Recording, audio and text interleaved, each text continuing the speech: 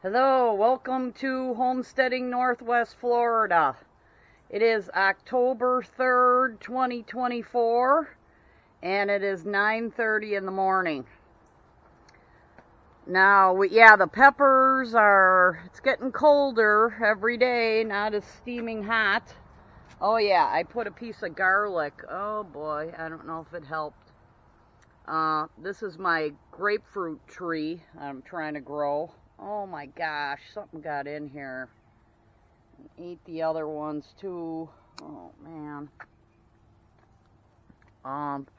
But okay, it is 9:30 in the morning and it is 89 degrees.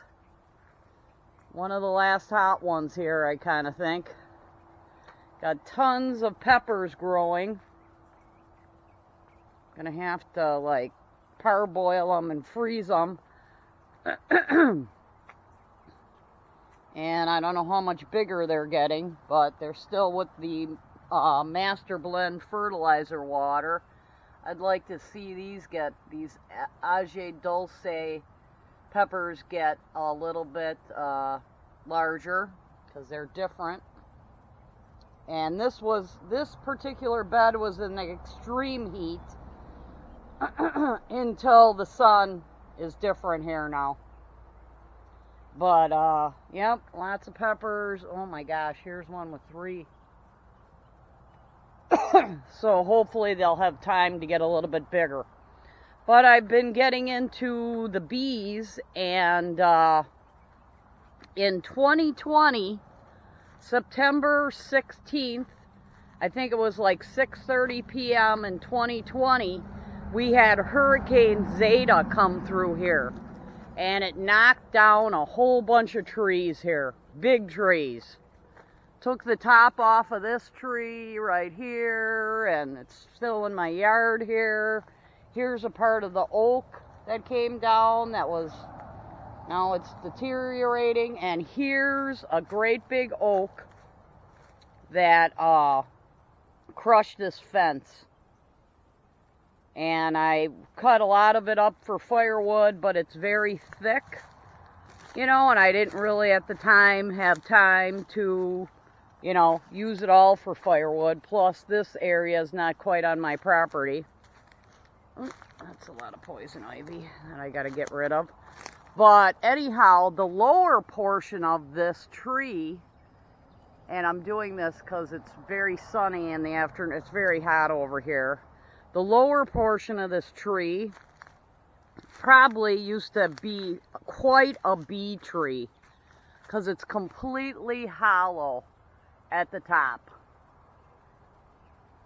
And the whole thing is completely hollow. I might try cutting it down and then cutting it into hollow slabs. Oh yeah, I already cut the poison ivy yesterday.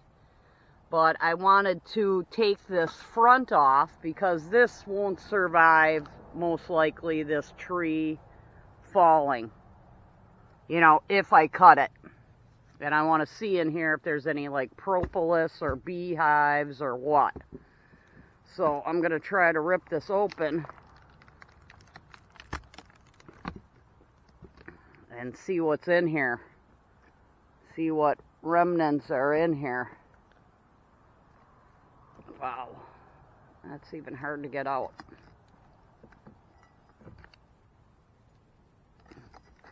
Maybe from this bottom here. This wants to come apart. It sure does.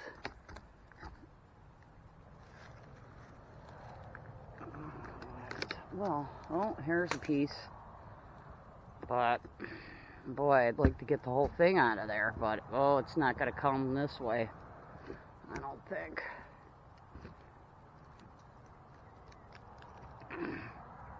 But yeah, this used to be one heck of a bee tree. Now it's just rotting. And that's what made the whole top of it fall off. And I just noticed this because this other area is hollow. Well, let's see what we can do here. Wow. That will not break off inside of there. Well, it's not happening the way I thought it would. But here's part of it too that had a branch on it, and it's hung up in this tree. And boy, I'd like to slab the, make it into like sections and put some some lay-ins frames in here.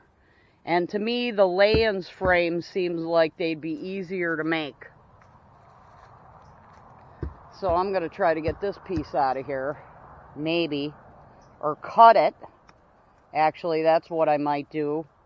I might get my chainsaw out here and cut it in half, because I will make sections of this, because this is the real deal. And it is thick wall, you know what I mean, for insulation against this, that, the sun. So it's definitely used to be bees in there, I bet you, any money, and other animals. But I'll probably get the chainsaw out here and try to start cutting. And then actually what I think will happen once I start cutting is a storm will come along and the wind will tip it for me. But boy, is that hollow.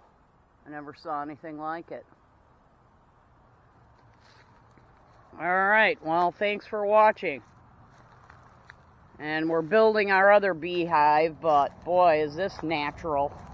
Talk about natural beekeeping, because I saw this area was hollow. And I was like, oh, I wonder if the whole tree is hollow. And this is on the ground. A lot of raspberry brambles over here. But yeah, this tree, the top completely fell off of it. It was quite, I didn't do this, cut this up for firewood, but we may be.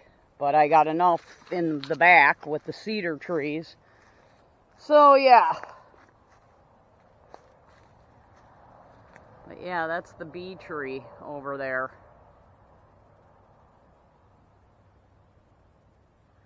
And I might cut into sections and put a top on it and then put some frames in it. My goodness, that thing's thick wood and round and just what the bees like. So I might be relocating that whole thing if I can lift it. So alright, thanks for watching. In the meantime, we'll be doing what we can, starting on the Langstroth long hive, which I may turn into a lay-ins right away. And I ordered a regular beehive off of Amazon that I got to put together. It's a super and a medium